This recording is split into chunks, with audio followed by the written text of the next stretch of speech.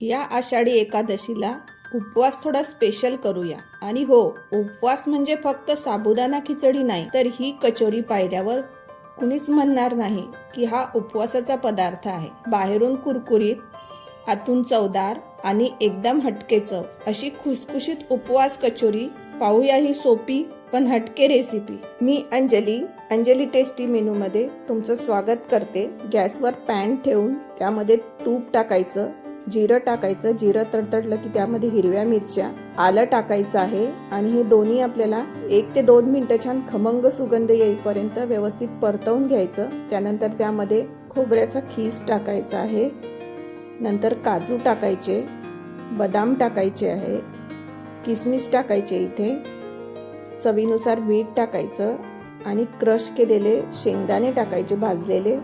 परत हे आपल्याला 2 ते 3 मिनिटं छान खमंग इथे परतवून घ्यायचं आहे. हे सर्व साहित्य मीडियम फ्लेमवर परतवून घ्यायचं आहे, करपले नाही पाहिजे यासाठी. इथे आपलं स्टफिंग तयार झालेलं आहे आणि गॅस बंद करून घ्यायचा आणि हे आपल्याला गार करून घ्यायचं आहे. त्यानंतर यामध्ये लिंबाचा रस टाकायचा आहे, मी ते दाखवायचे विसरले. आउटर लेअर साठी वाफवलेला बटाटा किसून घेतला, त्यामध्ये चवीनुसार मीठ टाकायचं, रोस्टेड मखाना पावडर टाकायची आहे, रोस्टेड आपली भगरची पावडर टाकायची आहे. त्यानंतर हे चमच्याने आधी आपण व्यवस्थित मिक्स करून घेऊया आणि भगर आणि मखाना आहे तो छान खमंग आपल्याला मीडियम फ्लेमवर आधी भाजून घ्यायचा, गार करून नंतर त्याची पावडर करून चाळून घ्यायचं आहे. आता हे सर्व साहित्य आपण हाताने मळून घेऊया. बटाट्याचा जो ओलसरपणा आहे त्यामध्येच हे पीठ व्यवस्थित मिक्स करून घ्यायचं आणि यामध्ये आधीच पाणी टाकायचं नाही. व्यवस्थित मिक्स झाल्यानंतर त्यानंतर आपल्याला इथे थोडं पाणी टाकायचं आहे. इथे अति पाण्याचा वापर नाही करायचा. हे व्यवस्थित मिक्स झाल्यानंतर आता यामध्ये आपण थोडंसं इथे पाणी टाकून घेऊया.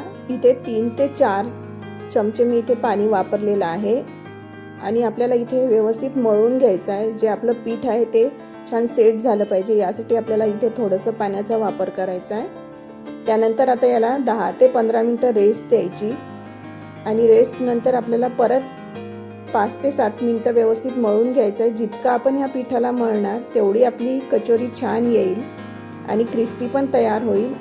इथे पीठ आपलं व्यवस्थित मळून तयार आहे. आता आपण कचोरी बनवायला सुरुवात करूया. त्यासाठी हाताला आधी तेल लावून घ्यायचं. तेल लावल्यानंतर ज्या आकाराची तुम्हाला कचोरी बनवायची आहे त्या आकाराचा आपल्याला आउटर लेअरचा गोळा घेऊन घ्यायचा आहे आणि हाताने त्याला हलकंसं मॅश करून त्याला स्मूथ बनवून घ्यायचा आहे. त्यानंतर त्याचा एक बॉल बनवायचा आणि आपण स्टफिंग जसं भरतो पारीमध्ये तशी आपल्याला पारी तयार करून घ्यायची आहे आणि पारी मधात थोडीशी जाडसर ठेवायची आणि साईडला ज्या कडा आहेत त्याच्या त्या थोड्याशा पातळ करायच्या आहे. मध्ये मावेल तेवढं स्टफिंग टाकायचं. मी इथे 1.5 चमचा टाकलाय. अति स्टफिंग टाकलं तर कचोरी फुटून जाईल. कचोरीला हलक्या हाताने व्यवस्थित सील करून घ्यायचं आणि जे स्टफिंग आहे ते पण थोडं दाबत व्यवस्थित सील करून घ्यायचं. आणि कचोरीचं हे जे पीठ आहे हे थोडंसं ठिसूळ राहतं. हे जे मैद्यासारखं आपलं जी कचोरी बनवतो आपण त्यासारखं नाही राहत. तर त्यासाठी आपल्याला कचोरी हलक्या हाताने एकदम व्यवस्थित ती सील करून घ्यायची आहे. ही कचोरी तुम्ही शॅलो फ्राय पण करू शकता आणि डीप फ्राय पण करू शकता. या पद्धतीचा बघा तुम्हाला व्हिडिओमध्ये बॉल दिसला असेल. या पद्धतीचा बॉल करून तुम्ही आप्पे पॅनमध्ये त्याला शॅलो फ्राय पण करू शकता, पण मी इथे आज डीप फ्राय करणार आहे. तर त्यासाठी आपल्याला कचोरीच्या ज्या कडा आहेत त्या थोड्याशा आपल्याला पातळ करून घ्यायच्या आहेत. त्यामुळे आपली कचोरी छान फुगेल आणि क्रिस्पी पण इथे तयार होईल. कचोरी इथे तयार झालेली आहे. आता आपण ही कचोरी डीप फ्राय करून घेऊया. याच पद्धतीने मी बाकीच्या पण कचोऱ्या तयार करून घेतल्या.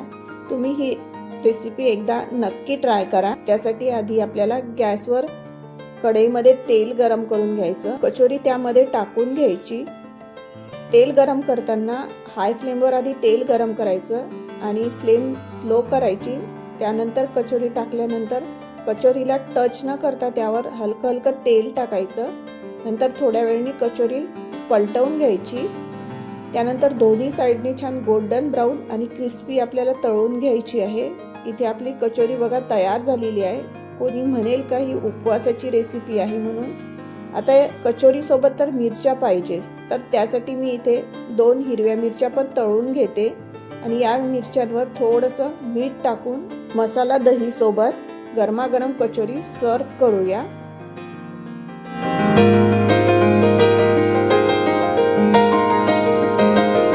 कचोरी इथे तोडून बघूया. आतमधून पण इतकी मस्त ही कचोरी तयार होते. वरून क्रिस्पी आणि आतमध्ये चटपटीत, तिखट, गोड, आंबट मस्त सर्व टेस्ट इथे येतात आणि ही कचोरी खूपच छान लागते. तुम्ही या आषाढी एकादशीला ही कचोरी नक्की ट्राय करून बघा. ही उपवास कचोरी तुमच्या स्वयंपाकघराची नवीन स्टार रेसिपी ठरणार आहे. रेसिपी आवडली असेल तर व्हिडिओला लाईक करा, चॅनलला सबस्क्राईब करा.